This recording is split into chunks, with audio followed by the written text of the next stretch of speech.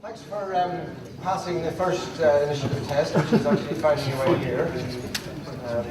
Thanks to I'm able to introduce the members of the National Appraisal Network team, the regional appraisal leads on this table here. They've already performed a major function for the benefit of appraisal, which is putting that sign outside the door, which shows you that this is the room you're in fact intending to come to. So if you're looking for responding to concerns, you're in the wrong place. But do stay, because I hope you'll find it a useful session nonetheless.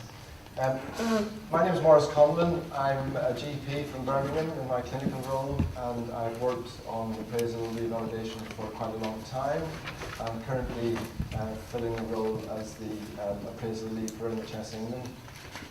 And as I've said, we've got the newly formed All England Appraisal Network national representatives here. So you've got Ruth Chapman, Vicky Banks, Paul Toomey, and Nick Hall from London, South, North, and Midlands and East, respectively. So the purpose of introducing them is to just make you aware that in your region you have a lead, if you haven't already been aware of that fact, and that's someone that you can talk to about matters relating to appraisal. And we'll talk a little bit more about networking later in this session. I was asked to take this seminar. We've got about 45 minutes now because of the time to get everyone here. We've got about 45 minutes for a seminar. And seminars are interesting because I always associate the word with seeding ideas. That's what they're for, isn't it? Seeding ideas. So it's not so much my giving any proclamation or great knowledge over. It's really to provoke, in my view, it's to provoke discussion. And to start that creative, and as collectively as possible, that creative thinking. So that's what I think we're in for in this session. So again, if that's not your cup of tea, then be warned. But there's a lot of nuts and bolts around appraisal, and I'm going to take it as more or less read that you all know about the Medical Appraisal Guide. You all know about the format of appraisal. You all know the basis of appraisal being connected with revalidation, and it's the foundation for the revalidation process.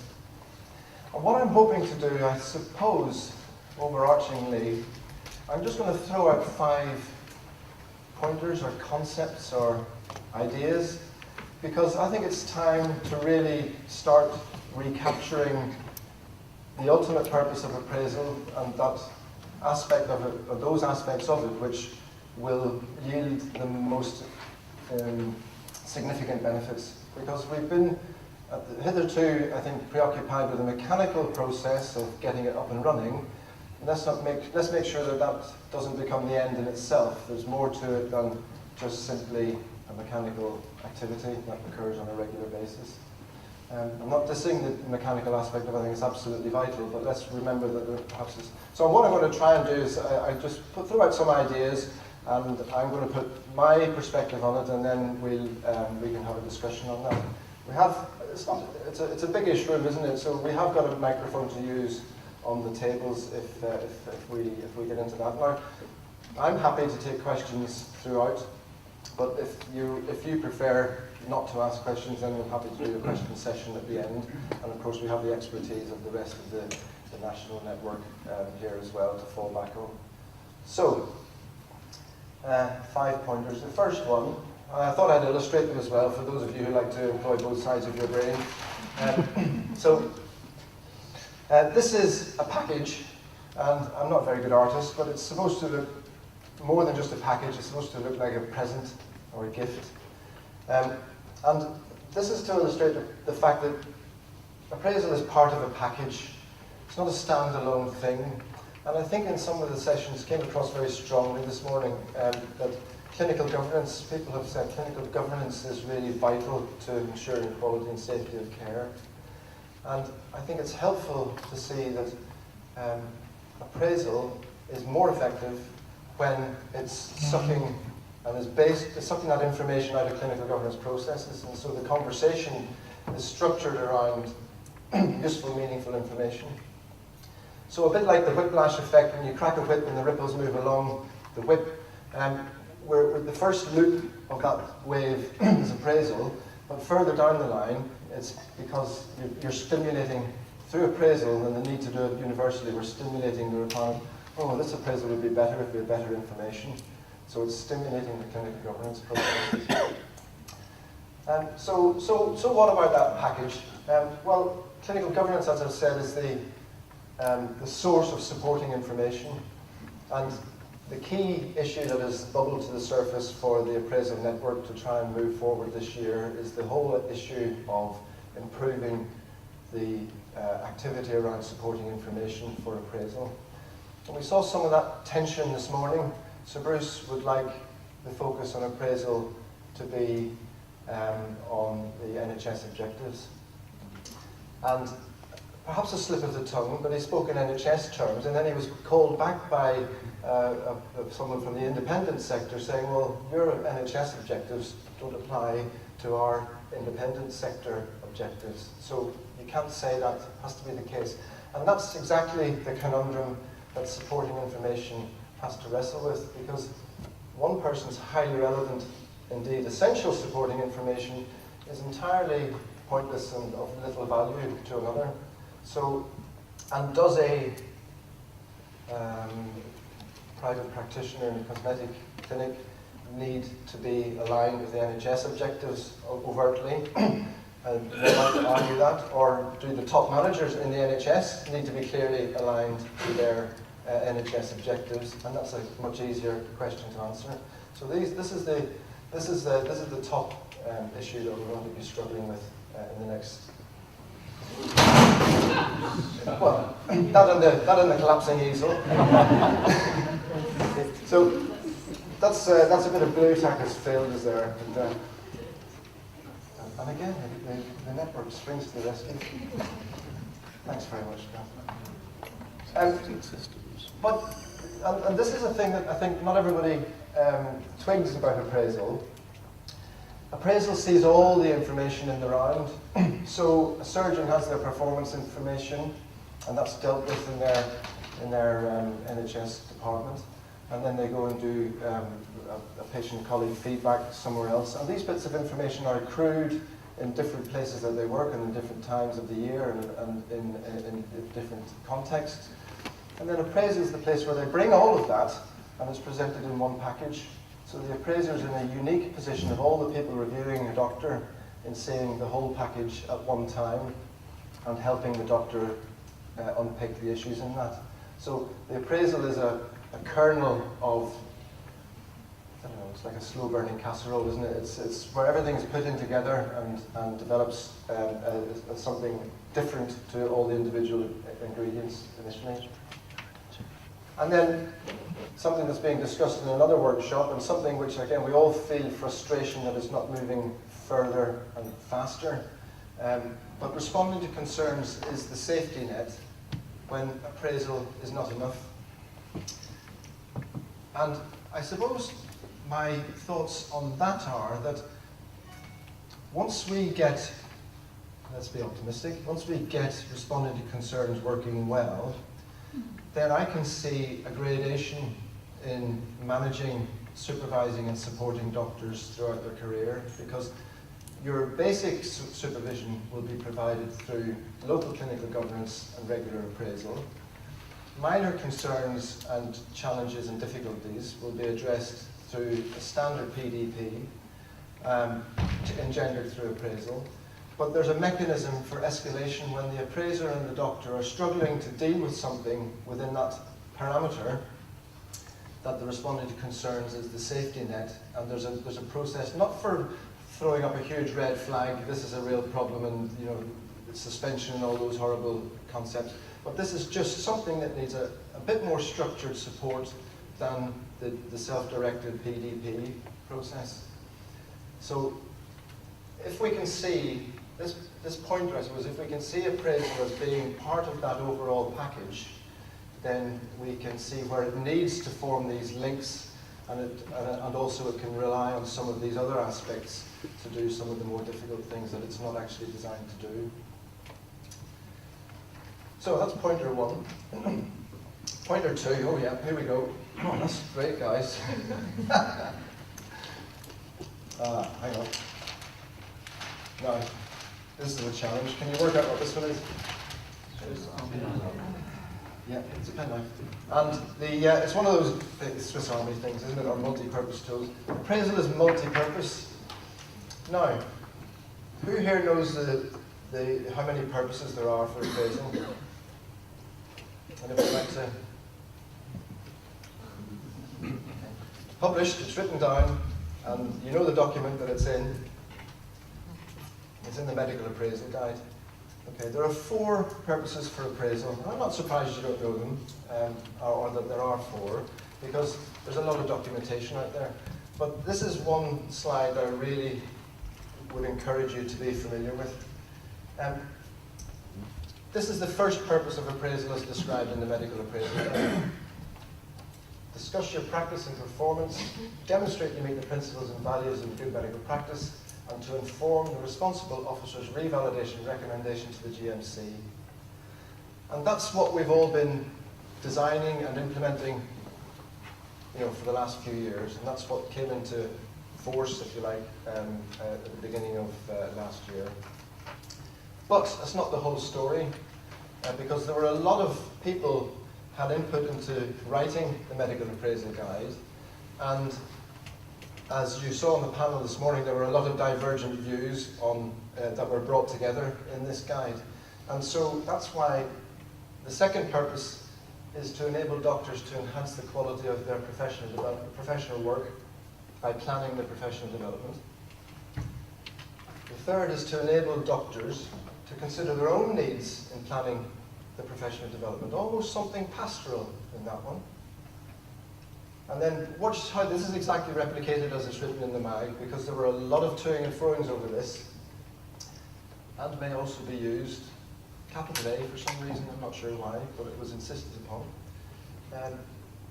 to enable doctors to ensure that they are working productively and in line with the priorities and requirements of the organisation they practice in. So that's a bit where that resonates with what Sir Bruce said this morning, yeah? Now, okay, so what? Number 1 is the revalidation purpose, and that's the one that's driving compliance. Okay, you have to do this to maintain your license. We have to provide it because that means we have to comply with regulations. It has to be done, therefore we're all going to do appraisal. But 2 and 3 are focused on the doctors. Okay, and these are the ones with which we win the hearts and minds and move from compliance to commitment from doctors. The revalidation, I find as an appraiser, I find you can almost do the revalidation component of this before the appraisal meeting happens. And in the best appraisals, there's very little in the discussion that needs to be augmented in order to say, I'm content that this is a revalidation satisfactory appraisal. But the purpose of the discussion, and doing so means that you can really focus on 2 and 3 and try and bring something out for that doctor. And then the 4th is what gives the organisations a reason to invest in this process. So everybody has to comply, but there are also drivers in the 4 purposes of appraisal which stimulate and should inspire the participation, if it's handled correctly, from the individuals and from the organisations they're in. Number 3, what was my fancy diagram for this? Oh yes. So, a ladder. And this is the ladder of quality. And it's just to make the point is, and I don't think, you need to, this needs to be labelled with this particular audience, but an efficient process is the first rung of the ladder. But consistency, and so doing it well, doing it efficiently where you are, first rung, then doing it well, efficiently, and looking around and saying, oh yeah, we're doing it as well as everybody else, that's the next rung. But as I think I've just alluded to, the other prizes are way up the top of this ladder. And so the so what on this is, getting the process working is a major challenge. I think we're all, we can all testify to the challenge of getting everybody through. And with all the effort in the last few years, we had 72% completed medical appraisals the year before last. 76% completed medical appraisals last year, and now we're waiting with bated breath to see what the figures are for this year with the annual organisational audit replacing ORSA. So getting everybody through is a major task, and yet the problem is it's only the beginning. Networking and the quality assurance are the key to consistency. Rooms like this, discussing, listening and considering what this is all about, are another aspect to improving consistency. But if I could just spend a couple of minutes talking about the network, I'm not sure if all of you have necessarily been fully appraised of this, but within the last few months, in a sort of a mirror of the responsible officer networks, we have NHS England has set up an All England appraisal network. And this has a national group, which is the people I've introduced earlier. And the regional leads then will lead regional networks, which comprises the appraisal leads from individual designated bodies. So that's it in a nutshell. And the theory is that it allows a conduit for up and down transmission of information and ideas, but also allows a way of standardizing the messages that we share out and receive and share out through the system, and a way of getting messages up to the center of the organization if issues are arising around the system. So the message, I suppose, from that is that you all are entitled to send an appraisal lead to the regional appraisal meetings, which will be set up, which are being put into place as we speak. And we also would very strongly encourage you, if you haven't got somebody who's designated as an appraisal lead, very, very useful, I think, to consider who that would be and how you might support that function. And of course, the framework for quality assurance is another key to consistency. So everybody's being asked the same questions, everybody therefore is being expected to undertake the same activities. But as it's currently designed, the FQA, that annual organisational audit, simply really addresses the compliance requirements. And we have yet to move on to the adventurous and exciting and rich territory that is really moving to where we want to be with appraisal in terms of development and maximising of quality of care. And there was another one. Yes, understanding the quality of appraisal is a much greater challenge. I think I've made that point. Okay, next one, number 4. I couldn't really think of how to represent this. So that's a rather pathetic sort of rosette or certificate-y sort of thing. But I think this is a concept, I really personally think this is a concept we really need to grasp and promote. And it came out again, it came out this morning. Good appraisal catalyzes professionalism. And Sir Bruce talked about anxiety, didn't he? He talked about fear. And somewhere in that was a fear of control or a fear of loss of autonomy. Neil Dixon spoke very directly. He said that we're discarding an era, I think. He said something, we're discarding an era of individualism and and pure self-management towards one of team working and collaborative working. And that creates anxieties in people. But if we're getting appraisal right, and I don't know how you measure this, but if we're getting appraisal right, it should be stimulating doctors' professionalism. So the answer to Sir Bruce's question this morning was, to Donald Irvin's challenge, do you think that pilots feel more or less happy that they are tested twice a year? If doctors feel more happy because they have an appraisal once a year, then perhaps that's a marker for the fact that we're stimulating their professionalism. So that's my so what. Strong and confident professional behaviours bring benefits to patient care, and appraisal exists to nurture and encourage these. And there's no conflict there, is there? It's supporting your most precious resources in the form of your medical clinicians is actually a very sensible thing to do. Number 5. And any suggestions? So, because quality of care, I've changed my slide, it was quality and safety. See how quickly and responsive we are in NHS England to our medical directors every word. And I like it because there's fewer words, isn't it? Quality of care is appraisal's constant reference. And I think the so what there is that appraisal, under the core purposes of appraisal, is seeking to address many different priorities. And I've been to meetings of appraisers where there have been really passionate statements that, you know, I'm here to provide an appraisal which looks after the doctors because the doctors are really feeling stressed and under the cosh. And I really feel that I'm here to look after the doctors through appraisal. And I don't have any objection to that. I think it's absolutely fine, as long as the reason you're looking after the doctors is so that they can then look after patients better. And if we don't have that, let me phrase it positively, if we have that as our ultimate objective, then we have a shared purpose.